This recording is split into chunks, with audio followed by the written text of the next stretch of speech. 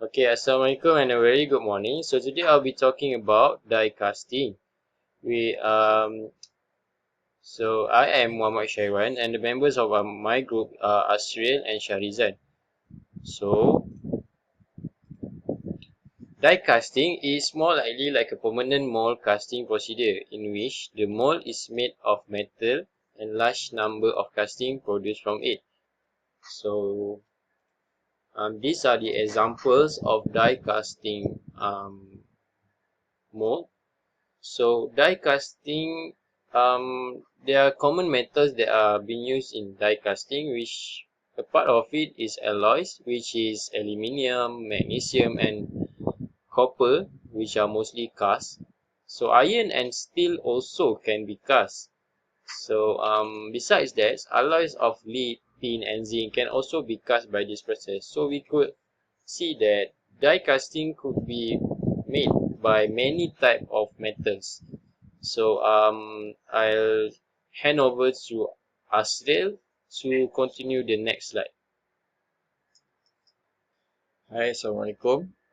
My name is Asril and I am from Group 14. So today I'll be talking about the mold. The mold is made of special die steel. And if some of you guys don't know what is mold, the mold is the container uh, to shape the molten metal into the product. So these steels have very high melting point and must resist very high temperature.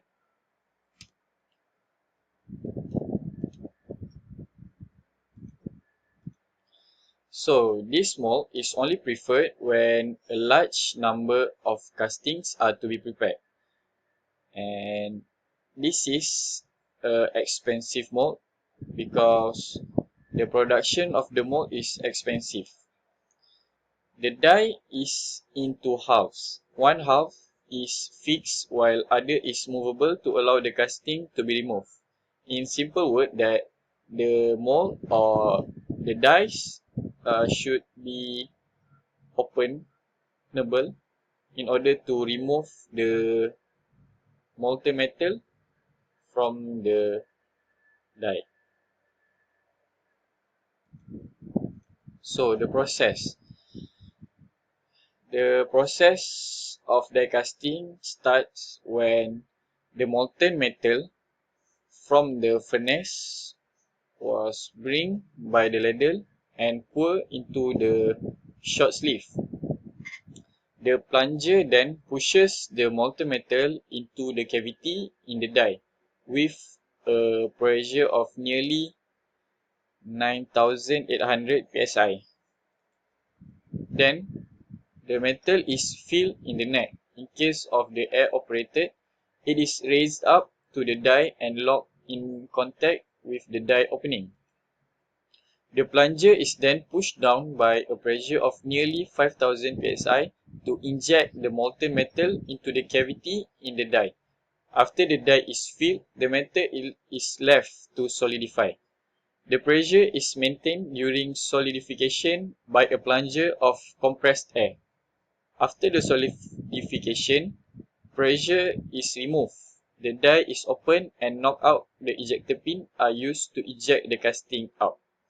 Then the product is produced. So I will invite my friend here, Sharizan, to continue the methods and types. Hello, Assalamualaikum. My name is Muhammad Shirzan.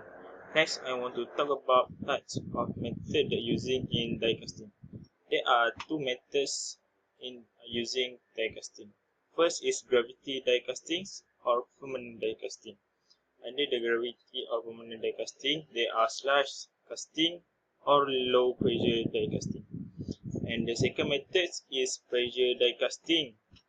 Under pressure die casting, there are hot chamber die casting, cold chamber die casting, and centrifugal die casting.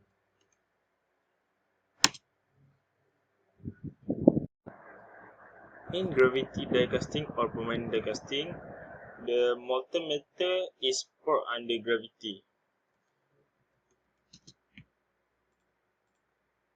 And under pressure die casting, the molten metal is poured under pressure. There are two types of pressure in the die casting: hot chamber die casting and cold chamber die casting. Next, I want to talk about advantage in die casting. The advantage is good dimensional tolerance are possible, excellent part dimensional consistency, but require minimal post machining. But in die casting also have an advantage. Some of it are economical only in very large quantity due to high tool cost. Not recommended for hydrostatic pressure applications. For casting, web penetrance or die or radiographic inspection are not required. They are also difficult to guarantee minimum mechanical properties. Die casting is recommended to apply when to use when quantity of parts justify the high tooling cost, or the parts are not structural and are subjected to hydrostatic pressure. That's all from us. Thank you.